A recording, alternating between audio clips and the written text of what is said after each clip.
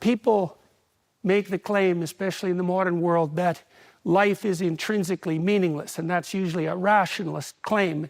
I can talk about that later, but I'm making a phenomenological claim, which is that there's an instinct of meaning that signals that you're in a place that's the border between what you know and what you don't know, that grips you, and that phenomenological meaning is a signal of transformation and of expansion, of adaptation.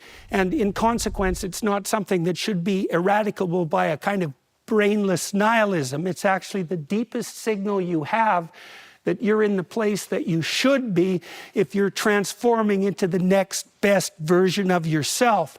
So you don't want to forego a relationship with that, because if you do that because you're nihilistic, let's say, and maybe because you've been hurt, then you're going to destroy your relationship with the process that could transform you and allow you to adapt to the world. That seems like a bad idea. And so people say, you know, that they can't live without meaning.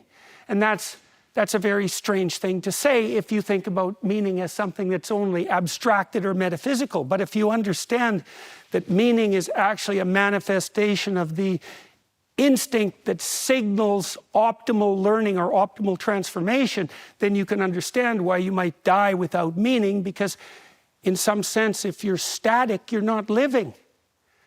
So, and if you also understand that meaning is the signal of optimized transformation, if you really understand that, then you're immune in some ways to a corrosive, to the corrosive nihilism that says, you know, at its core, life has no meaning. It's like, I probably figured this out years ago when I was thinking about music. You know, because music has the aspect of intrinsic meaning, right? If you're listening to a piece of music that compels you or that you love, and someone taps you on the shoulder and tells you that, you know, in the final analysis, that nothing you do has any significance, if you have any sense, you're going to just push them away and say, yeah, but I'm listening to the music. And music is a balance between chaos and order, right? It has an element of predictability, otherwise you can't follow the piece of music. But it has an element of unpredictability, because if it just repeats over and over, you get bored with it very quickly. So what a musician does is present you with a structure of order and then vary that in an interesting way within a certain set of parameters, and captures your interest as a consequence. And the reason that you feel that as meaningful is because what music is doing is modeling the way the world actually works.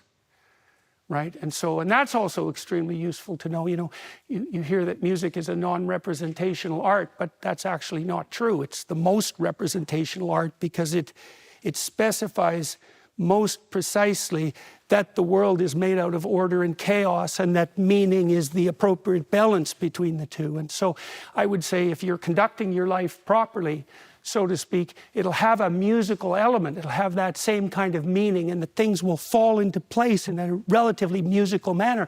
You'll see in your life that there are times when you're in the right place, at the right time, doing the right thing, and things fall into alignment, right, all around you. Temporally, they're timed well, and things seem to exist in a harmonious relationship to one another. And those are the times of your life that, well, that you would like to have more of if you could only figure out how to do it. And, well, partly what we're going to do in the next 4 hours or so is see if we can step through understanding how you might manage that. All right, so you could say, to begin with, the world is made out of order. And what does it mean for things to be ordered? There's a very specific meaning that's useful to know about that. You're in the domain of order when your actions produce the outcomes you intended.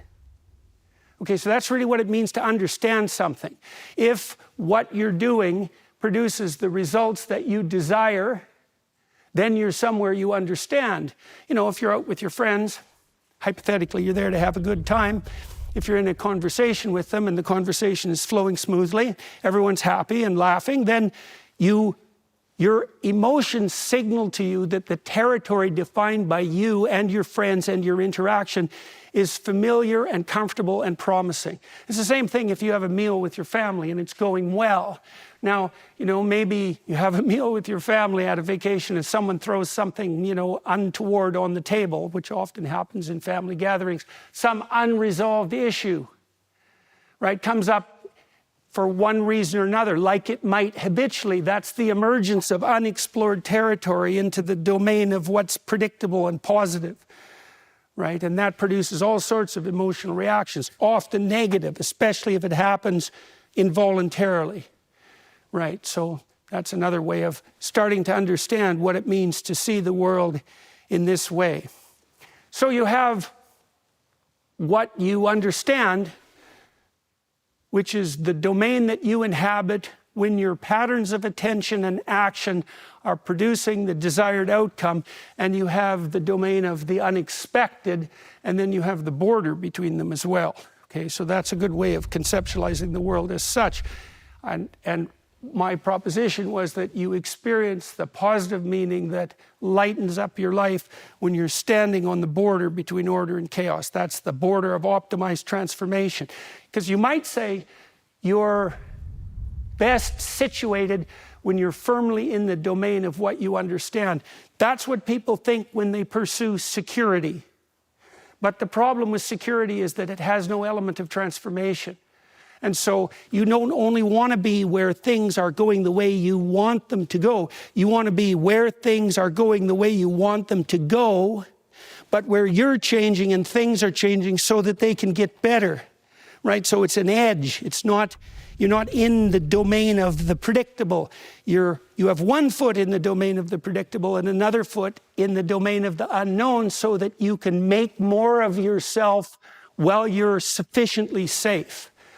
You know, and that's what you do when you play, by the way. When you play, you manifest a set of skills that you've already mastered. Otherwise, you don't know how to play the game. But you want to play the game on the edge. That's why you pick a partner that, in a play bout, that's a challenge to you, right? Because you might think, well, if you're playing with someone, why not just pick someone that you can beat hands down 100% of the time? And your answer would be, well, that's no fun. And the question about that is, well, why is it no fun if the aim of the game is to win? Why not pick a partner that you can beat 100% of the time? Because then you win, and the answer is, in the pursuit of that narrow, certain victory, you forego the possibility of becoming a better player. Right, okay, so there's a meaning in security, which is that you can predict everything that's going to happen.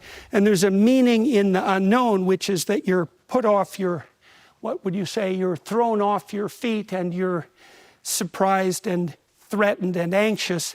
And then there's a meaning on the border between those, where you're secure enough so that you're stable, but you're transforming enough so that you're moving towards an optimized version of yourself and the world.